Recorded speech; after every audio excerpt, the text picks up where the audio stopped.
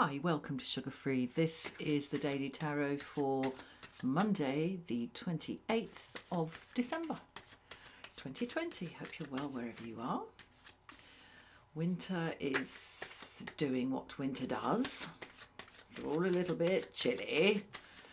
We had Storm Bella here in the south of the UK yesterday, and this was going to bed and it was dark and it was so windy. The wind was so strong. It was like great big lumps of air being thrown at the house, making it shake. Oh my God.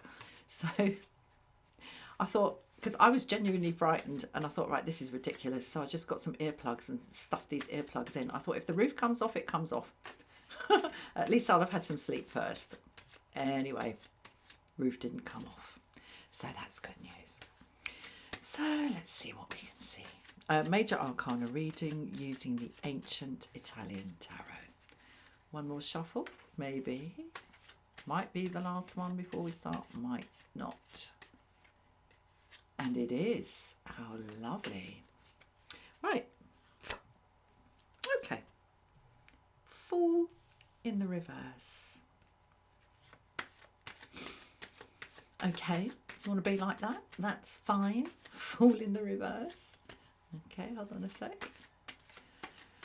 Interesting. We topped out yesterday with the Fool in the upright. So let's see.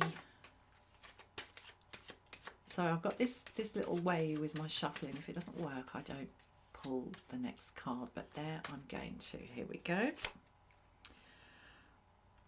Empress in the upright. I like that. Okay, and Judgment. Well, that's a trio. That is a trio to behold. Hold on a sec, there we go. Right, so we have a sense of growth here. We have a sense of spring. We have a sense of germination, seeds sprouting, pregnancy, conception in the Empress. But we also have the non-starting of something with the Fool in the reverse. The Fool being the 0 card, first card of the Major Arcana cycle. Here he's in the reverse. So that seems like a kind of a contradiction. And the sticking point, the pivot between these two energies here, between this sprouting but this kind of not getting going, is this Judgment. There's something at the back of the karmic cupboard that has not been dealt with. Now, things sometimes end up at the back of the karmic cupboard just by neglect, by default. But sometimes they are put there deliberately to try to pretend that they don't exist. We don't know here which one it is. I would say it's more the former. It's just something that's kind of got shoved off to the side that is nonetheless really meaningful and that needs to be brought back into the center of whatever it is you're about. Okay. Justice in the reverse. Right, now Justice was huge in yesterday's reading. I'm just going to move these up here. Justice in the upright and the Fool. We had them in the upright, both of them yesterday, and they kind of really topped out the reading in a very, very interesting way. There's a kind of backpedaling here, and yet the appetite and the kind of the Shakti for growth and germination is present, but there's a backpedaling. So I would think there's something, even if whatever it is that is kind of under the karmic carpet here in the judgment card, even if it's something that's just kind of ended up there because it was perhaps too difficult to deal with at the time, or something that was just kind of not convenient or something. I'm not getting anything kind of intentional about it, I've got to say, but it's that is creating this kind of backpedaling on the energy of yesterday. So there's an invitation here to be really brave and go through the karmic cupboards and see what's stuffed at the back.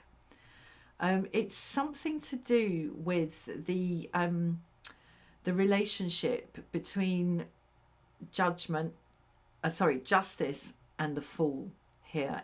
Because in yesterday's reading that was so pivotal. The wielding of the sword of justice here was what opened the territory up for the Fool to come in with a fresh start. It's like a foot has been pushed on the brake today.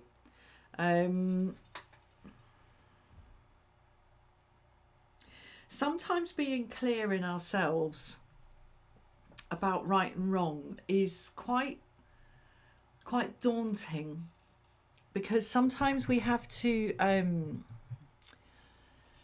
not only see for ourselves what's right and wrong, sometimes it extends out into our relationships with our nearest and dearest, shall we say. And what I'm seeing very clearly here in the Judgment card today is this sort of this family grouping here. We have little people, big people, young people, old people, male people, female people. We've got all sorts of connected people. And I just need to turn this over and have a little look at this. Yes, and we've got people kind of coming over the hill who've been out of sight. This is about, dare I say it, this is about family stuff. And I mean, I know from experience that sometimes acknowledging right and wrong in one's own life, issues of right and wrong, and being clear in oneself, the knock-on effect that can have onto a multi-generational, genetically connected group, i.e. a family, can be really quite profound. And yet this is happening, this is growing, it's inexorable. The energy of the Empress is the energy of spring. You can't stop it. It doesn't matter what the weather's like. It doesn't matter what the politics are doing. It doesn't matter whether you have not a penny in your pocket or $1 billion in the bank. It doesn't make a damn bit of difference. Spring comes. It comes. And with it comes the growth. And no action of mankind can stop that. Nothing can stop that. It's out of our hands. There's something here that is out of our hands. There's something growing here that is out of our hands. And yet there is a foot covering the brakes because of what it might mean for our wider connections. This is not just individual. This is about the collective. So I'm going to get another one on the Empress here. I want to find out more about this inexorable movement. Okay, I've got Strength in the reverse. Yeah, something to be overcome, and it's something that is really quite deep set.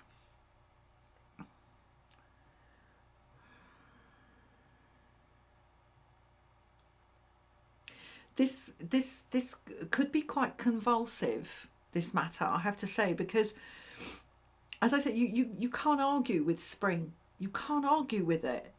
And obviously this is spiritual spring, karmic spring. You can argue with it all you like, but you can't stop it. But there's something down in the guts of this matter that is to do with maturity or lack thereof, self-control or lack thereof, self-mastery or lack thereof.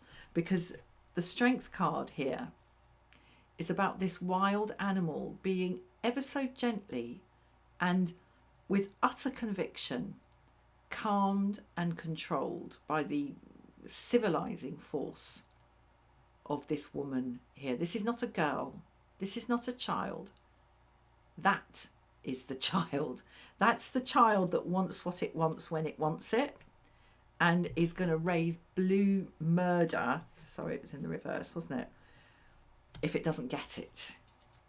And, you know, that maybe it's something to do with that has been stuffed to the back of the karmic cupboard and needs to come out. Needs to come out. And, you know, when we want something just because we want it, and when we kind of demand it, we stamp our foot and throw a great big paddy, basically, as we call it in England, it feels right, doesn't it? Justice here in the reverse. It feels right to want what we want. And it seems like it would be right if we got what we want. But it only feels right because we want it.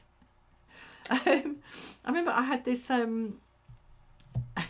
boyfriend once who used to say to me, oh, it feels right, it feels right. And it wasn't right. There were various things in that connection that really were not right at all for all parties concerned. And I'll go into no more detail than that. And I used to say to him, well, what you really mean when you say it feels right is that you like it. Okay?